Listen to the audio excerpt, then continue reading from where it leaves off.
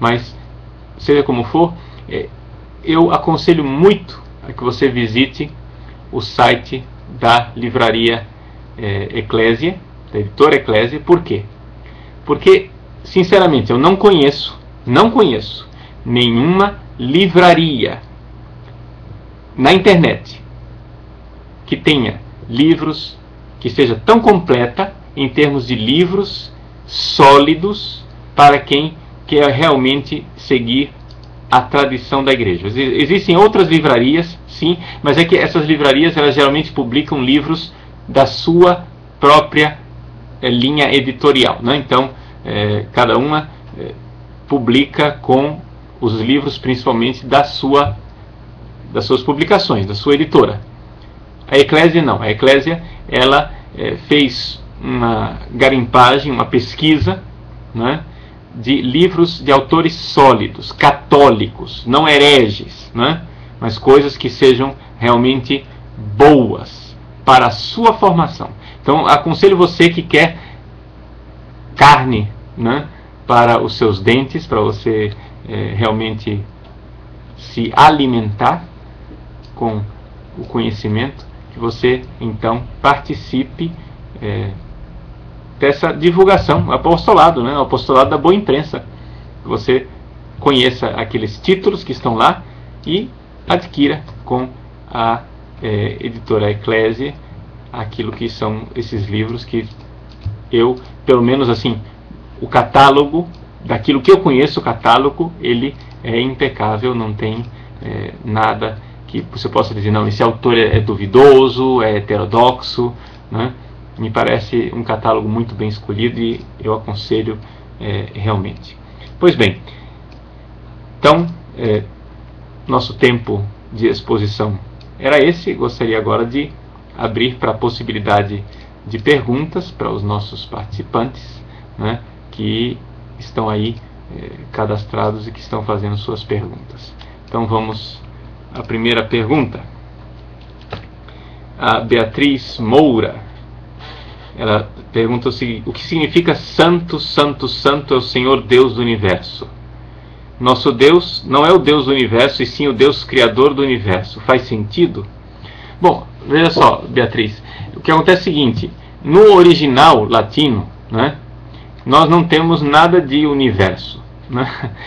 O que tem lá é o santo, como ele é recitado na missa. Essa primeira frase ela é tirada de uma visão do profeta Isaías, se não me engano, no capítulo 6 do profeta Isaías, em que o profeta vê os serafins diante de Deus, dizendo santo, santo, santo, e o texto original em hebraico, e portanto o latim copia o hebraico, né? O nosso texto oficial do missal diz: Santos, Santos, Santos, Dominus Deus Sabaoth. Deus Sabaoth. O que quer dizer Deus Sabaoth? Né? Não fala de Deus do Universo, não fala nada de Deus do Universo. Também o povo que falava latim não sabia o que era Sabaoth. São dessas tantas palavras hebraicas, semíticas, que se encontram na nossa liturgia, como o Amém, o Aleluia, Hosana. São palavras que precisam ser explicadas. Assim também, Sabaoth precisa ser explicado. Bem, na visão que os antigos tinham, Deus era Deus também dos exércitos celestes, não é? Então aqui é uma visão angélica, ou seja, o Deus dos exércitos angélicos. Deus está sendo aqui louvado pelos anjos. É interessante que todas as liturgias, também a liturgia latina, mas a liturgia bizantina e as outras liturgias, no momento mais sagrado, no momento em que nós vamos nos preparar para fazer a consagração, a narrativa da ceia, epiclésia, invocação do Espírito Santo e a narrativa da ceia, a igreja lembra dos santos, dos anjos, que os anjos estão conosco e os anjos estão louvando conosco, ajudando o nosso louvor, porque o nosso louvor é muito miserável, mas o louvor que os serafins fazem diante do trono de Deus é certamente impecável. Então, é o louvor dos anjos aqui. Nós emprestamos a palavra dos anjos. E é por isso que a igreja, no final do prefácio, diz, né? Por isso com os anjos nós cantamos, né? E às vezes alguns prefácios dizem, com os tronos, dominações, principados e potestades, né? Dizemos a uma só voz, santo, santo, santo. Então com os anjos nós dizemos a uma só voz, santo, santo, santo. Então é isso que quer dizer Deus do universo. Na verdade não é Deus do universo, né? É uma interpretação que o tradutor fez. Não sei como é que vão traduzir isso na terceira edição do Missal. O Papa João Paulo II pediu que se fizesse uma revisão profunda dessa tradução portuguesa, não só do português, mas de todas as outras línguas, para que nas próximas edições a coisa fosse mais fiel ao original em língua latina. Então, vamos ver o que é que vai sair do Santo, Santo, Santo, Senhor Deus Sabaoth, que é como é que eles vão interpretar isso daí. Próxima pergunta. Então, Thales Maciel. A missa orientada pode ser celebrada com o rito de Paulo VI, ou seja, celebrar a missa de frente para Deus, mas com o missal de Paulo VI em língua vernácula, etc.? Muito bem, Thales, veja só. Aqui vamos esclarecer para o pessoal que está nos acompanhando o que é missa orientada, né? Na linguagem popular, essa missa orientada recebeu o apelido de missa de costas para o povo. Essa palavra é inadequada, não é de costas para o povo. É uma missa onde tanto o sacerdote como o povo estão olhando numa só direção. Estão orientados para Deus, não é? E o Papa Bento XVI tem insistido muito que esta deveria ser a posição que nós deveríamos adotar na Santa Missa. O que acontece é o seguinte, infelizmente, atenção, aqui eu tenho que ser honesto, né? Tenho que colocar para vocês a coisa como ela é. Infelizmente, na instrução geral do Missal Romano de 2002, o cardeal Ratzinger estava lá, ele era membro da congregação para o culto divino, era prefeito, o cardeal Jorge Medina, Esteves Medina, ele era o prefeito. Os cardeais votaram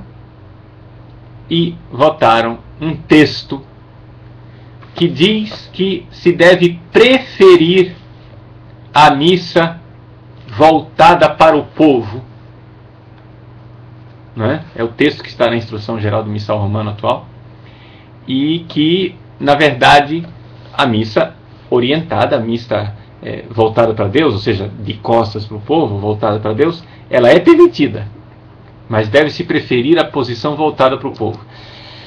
Isso, infelizmente, né, no apagar das luzes do pontificado de João Paulo II, veja só, durante todo o tempo do missal de Paulo VI, desde 68 até 2002, a missa do missal de Paulo VI, ela era uma missa feita para ser indiferente, tanto de frente para o povo, como voltada para Deus. A missa era possível e as duas coisas estavam no mesmo nível. Agora, com o missal de 2002, continua sendo possível. A missa orientada continua sendo possível. Mas, infelizmente, né, a instrução geral diz que ela deve ser preferida. A missa voltada para o povo. Isso daqui, na verdade, Ratzinger foi voto vencido nisto e terminou sendo aprovado assim no missal de 2002.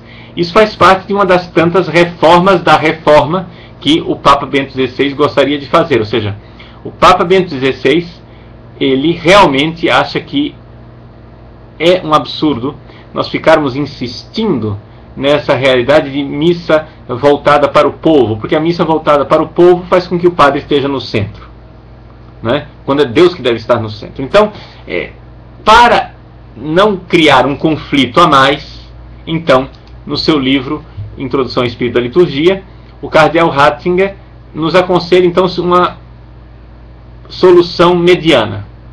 Então, ao invés de fazermos a missa orientada, para o povo não sofrer mais uma transformação assim repentina, vamos fazer o seguinte: o padre celebra a missa e coloque a cruz no centro do altar. Então, tanto a cruz processional pode ser postada, colocada ali na frente do padre, no centro do altar, para que ele celebre a missa olhando para a cruz, como a cruz do altar pode estar em cima do altar, no centro. Você vai dizer, mas dificulta a visão do povo. Bom, é essa a ideia. A ideia é exatamente essa, que o povo veja que o padre não está falando com o povo, está falando com Deus. Por quê? Porque a missa voltada para o povo, ela cria um equívoco psicológico.